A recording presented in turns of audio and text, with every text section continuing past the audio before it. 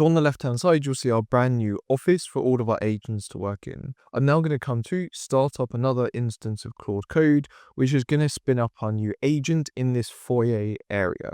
Now we're able to give the task exactly like we would normally. For example, we can simply say research the top 5 AI automation use cases for e-commerce businesses right now, then create a one-pager client pitch doc summarizing the opportunity and recommended tools. We'll send this off, and now that agent is going to go up to the research seat and go and sit in there to complete the task.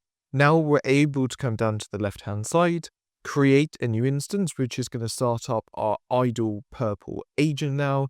And in this use case, we're going to go through and say pull together a cold outreach email sequence for e-commerce store owners, 3 emails, different angles, and ready to use. Now our agent's going to walk off. He's going to go and sit in the top left-hand corner for that writing task. As you can see, they're now starting to work away in the background. We're also going to come down to a new agent, which will start it up again in our foyer area.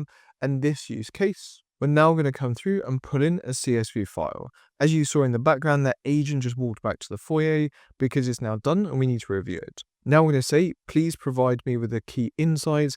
As you can see, he will go down and sit in that analytics chair on the left-hand side, completing that specific task. What we can do is we can see this purple agent here. You just heard the tick in the background for completing the task. As we can see here, it's now asking for some information.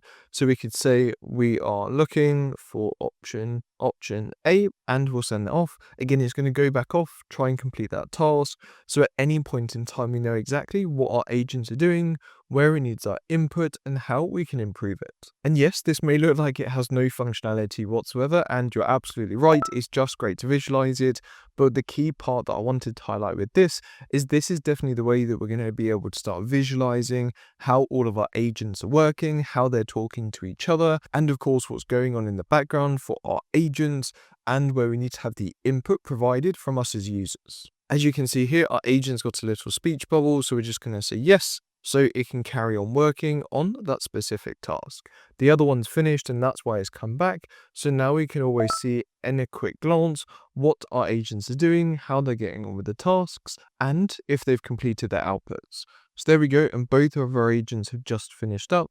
So as we can see on the right hand side here, we've got some insights from that CSV file that I provided. It went off, of course, to the analytics, then up to the writing, as well as every other step that it needed. We can come back. We've now got those email sequences ready to go for us to review and improve and change. And of course, we've got our agents from before as well. So now rather than having lots of boring, of course, terminal looking interfaces for us to work with, we can actually start to visualize what our agents are doing, what they're working on. And I think this is the first step, of course, as we start to get more agentic workflows like we've seen from OpenClaw running in the background. We actually know in this way what our agents are up to at any point in time with a quick look. We're able to use it within VS Code natively. On the left hand side here, you just need to come across to this icon here, which is the marketplace and extensions, and then you just need to search for Pixel agents at the top. As you can see here, it's already got 13,000 downloads and being used, but as we can see here, they've got the original version, the original characters, and it explains exactly like what they would have in GitHub for us to be able to use. So for VS Code, I'm just going to install it quickly. We're going to say trust and install. Now to see it working, now that we've installed it, all we need to do is Command Shift and P, and then we'll do Pixel agents. And then as you can see at the top here, we've got a few different options. We just want to do show panel, and now at the bottom here, we'll be able to see the Pixel agents as a new tab. Of course, if we're going to be using this with Claude Code, we could close this down on the left-hand side for our different marketplaces. And then on the right-hand side here, just make sure they're in a terminal. We can start up a Claude instance, say yes that we trust it, and it will go through with the basic layout. You can then come through, add lots of different walls, furniture, and everything else that you want, desk, chairs, all of this stuff into your different accounts. Now, if you're using Cursor as your main IDE, it's not going to be as simple to get set up. Instead, we're going to need to go across to GitHub, Now, the way that it works is essentially there's something called a VISX file that actually sits behind how we can do basically the external applications for us to see all these different agents. We can come down and copy this command here, and then you want to simply come across to the project where you've got all of your data stored. So for example, VS Code or Cursor, and then you just want to open up a new tab. So in this case,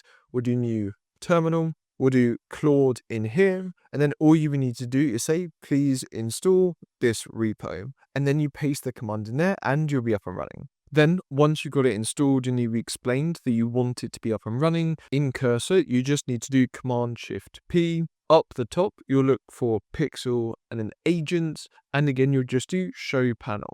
Then you'll be able to move it around to wherever you want, such as on the left-hand side here, to see exactly the agents. Now, this was built on top of the framework, which is the Pixel Agents plugin, of course, for VS Code and the GitHub repository that's been developed by the team, Pablo and John. As you can see in the background, this is the default version that we're able to get access to, but of course we can customize the entire way it looks. They have a bunch of assets that of course you can buy from them to set up the different offices if you want to use for their different settings, the different office types, the desks, and everything like this that you can use. The same can be said for all of their characters as well, which are simple stitch characters for us to be able to use. As you can see here, they've got lots of examples that you can use, but the critical part is this template here.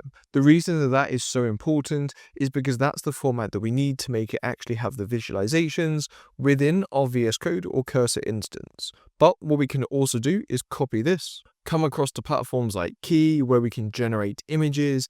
In this use case, I've used Nano Banana 2.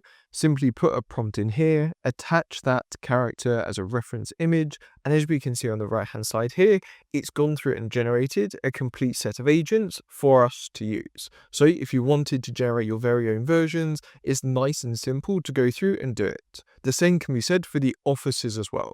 If you want to create your own offices, I'll include a lot of resources in the community for you to come and access, but all we need to do is make sure that we've got a reference image of an office, and then we give it a prompt and it generates the output. For the agents to know where they need to sit, that's why we have in the bottom left hand corner the layout. As you can see here, we can then come down and place furniture. We've got the desks which we can select and paste in here. Or for the way I've set mine up, we just come across to chairs. We get this little icon here, which of course we can dot anywhere when it goes green. And then we just basically need to explain to Claude Code, that is the chair for editing, that is the chair for analytics, publishing, whatever your use case is. Then the minute the agent gets given a task, it knows it needs to go sit down at a specific desk. I'll have the full prompt that I use basically to go through and explain how we get this output in the community if you want to get access to it.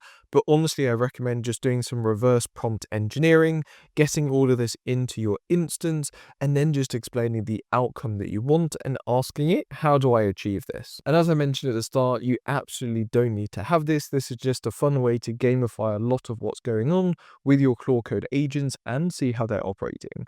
But it does touch on our important point around, of course, that iceberg effect that we have at the moment. All we can see at the moment is basically that we've got an active agent, but we don't really understand, of course, which files it's accessing, the cost that sits between it, of course, if we're using that API, any APIs is calling, decisions being made, all in a centralized place if you've got lots of these different terminals and agents running off in the background. And I absolutely think that this was a definitely great step forwards, and it's an absolutely great plugin for that visibility spectrum. Of course, you don't need to use the one that Pablo and their team have developed. You can generate your very own version just using basically Next.js, creating your own dashboard or anything like that to run it locally by just reverse prompt engineering with Claude Code. But we are starting to see more and more of that shift as we become more agent managers versus, of course, doers for everyday tasks, where we're actually able to go from just pure terminal usaging, actually writing the commands ourselves, to now having a bit of a better interface with, of course, Claude Code, Gemini, and all the other ones that we're able to access. And then we're starting to put this into a wrapper interface with, of course, the Pixel agents that we did start to run through. But I think that we're still far off that 100% vision of being able to see every decision path mapped, being able to see the deviations where they're being flagged. And I almost see it as being like that orchestrated vision that we're able to see from process mining tools like Solonis, how the different processes are connecting to each other, how different agents are working together, whether that be a pixel agent interface or something else. So we're definitely moving our way up the spectrum of that visibility of what's going on and having that nice gamified way of seeing what it's doing. That's all for this video. Make sure to come across to the community, which is the first link in the description, to learn more about AI and automation, and have a great day.